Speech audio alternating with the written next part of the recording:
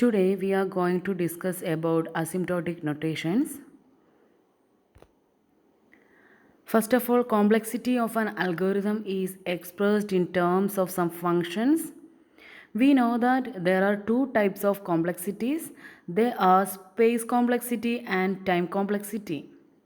Space complexity means the amount of space required by the algorithm to execute, and time complexity means the amount of time required by the algorithm to execute. So to express the performance of an algorithm, we compare the particular algorithm's complexity function with another function so that we can say that how much better the given algorithm is. So, to express the complexity function with reference to other non-function is called asymptotic complexity. There are mainly three basic notations are used to express the asymptotic complexity. They are big O notation, big omega notation and big theta notation. Big O means the upper bound of the algorithm. Big omega represents the lower bound of the algorithm, and finally big theta represent the average bound of the algorithm. The next is big O notation. Here big O notations are used to express the upper bound of the algorithm. It is a measure of longest amount of time an algorithm taken to complete its execution. So generally big O notation is expressed in terms of f of n is equal to big O of g of n, and if and only if there are two positive constants are used c and n0 such that f of n less than or equal to c into g of n. Here c is a constant, g of n is the given function and f of n is the non-function. Let's see the graphical representation of big O. Here we can see that at a particular point n0, c into g of n grows faster than f of n. Okay, so that we can say that f of n is equal to big O of g of n. Let's see the example. Here the non-function f of n is equal to 2n plus 3. We are going to compare the non-function with our given function. Okay. Let's take g of n as a value greater than 2n. Okay. So here we take 5n as c into g of n, where c is equal to 5 and g of n value is n. So here the value of g of n is greater than the value of f of n. So finally we can say that f of n is equal to big O of n. The next one is big omega notation.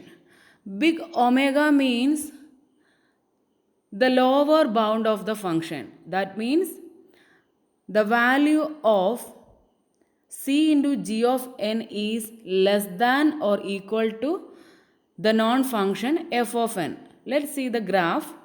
Here the value of the function f of n grows faster than c into g of n from a particular point n0. Okay. Let's see the example. Here the non-function f of n is equal to 2n plus 3.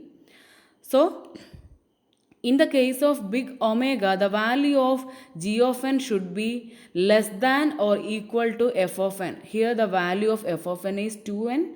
So take a value less than or equal to f of n.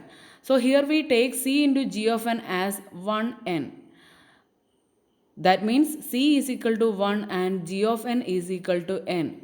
So the condition satisfied, that means c into g of n less than or equal to f of n. So we can say that f of n is equal to big omega of n. The next one is big theta notation. Big theta means the average bound of the function. Here we take two given functions, that means c1 into g of n and c2 into g of n, and the non-function f of n. Here the expression of big theta notation is C1 into g of n less than or equal to f of n less than or equal to C2 into g of n. That means the value of C1 into g of n should be less than or equal to f of n, and the value of C2 into g of n should be greater than or equal to the non-function f of n. Let's see the example. Here the non-function f of n is equal to 2n plus 3. The value of C2 into g of n should be greater than f of n. So we take a value greater than 2n. That is, here we take 5n as C2 into g of n.